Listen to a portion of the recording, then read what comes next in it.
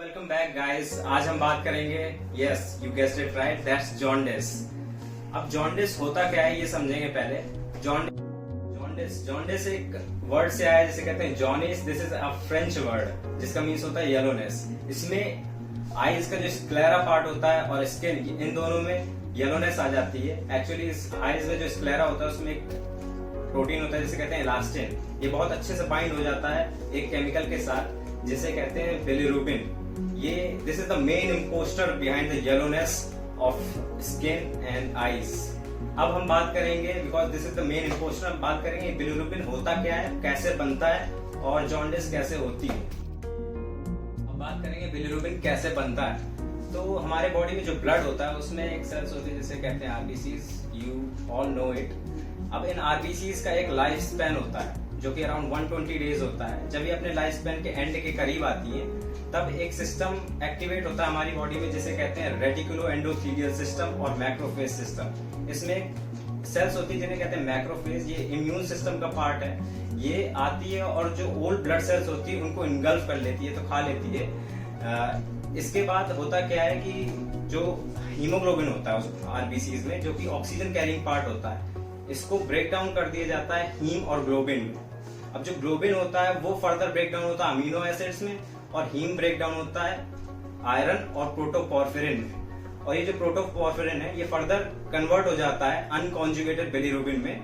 This is actually lipid soluble part, lipid soluble compound होता है। ये वाटर सॉल्युबल नहीं है और ये ब्लड में रहता है। और उसके बाद हमारे ब्लड में एक और प्रोटीन होता है जिसे कहते हैं एल्ब्यूमिन। अब ये एल्ब्यूमिन आता है अनकॉन्जुगेटेड बिलिरुबिन के पास और इसको ले जाके लिवर तक ले जाता है। अब बाकी मेटाबॉलिज्म लिवर में होता है इसका। अब लिवर सेल्स में जिन्हें हेपेटोसाइट्स कहते हैं, इसमें एक एंजाइम प्रेजेंट होता है जिसे कहते हैं यूजीटी और यूरिडीन ग्लूकुरोनिल ट्रांसफेरेज। अब इसका काम होता है जो अनकॉन्जुगेटेड बिलिरुबिन आता है इसको कॉन्जुगेट करता है, इसको कॉन्जुगेटेड बिलिरुबिन कन्वर्ट करता है जो कि वाटर सॉल्युबल होता है, और बाइल कैनिकुलाइज से इसको रिलीज करके बाइल डक्ट से होता हुआ गाल ब्लैडर में स्टोर हो जाता है।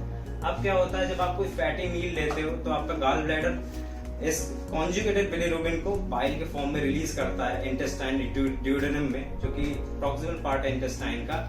वहां से ये होते हुए जाता है और आगे जाके इंटेस्टाइन में कुछ माइक्रोब्स होते हैं जो कि इस कॉन्जुगेटेड बिलिरुबिन को यूरोबिलिनोजन में कन्वर्ट कर देते हैं। Now this urobilinogen is converted into stercobilin।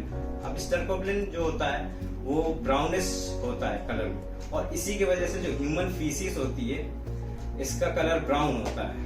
अब ये जो यूरोबिलिनोजन बना था वो फर्दर कन्वर्ट होता है यूरोबिलिन में, और ये यूरोबिलिन ब्लड में कुछ एब्जॉर्ब हो जाता है, कुछ वापस लिवर में चला जाता है। जो ब्लड में एब्जॉर्ब होता है वो किडनी के द्वारा फिल्टर आउट कर दिया जाता है, और ये यूरोबिलिन यूरिन में आता है। और इसी की वजह से जो ह्यूमन यूरिन का कलर होता है, जब आप हल्का डिहाइड्रेटेड होते हो तो ये येलो टिंट आता है, वो इसी की वजह से होता है, जो कि कन्वर्टेड फॉर्म है बिलिरुबिन का।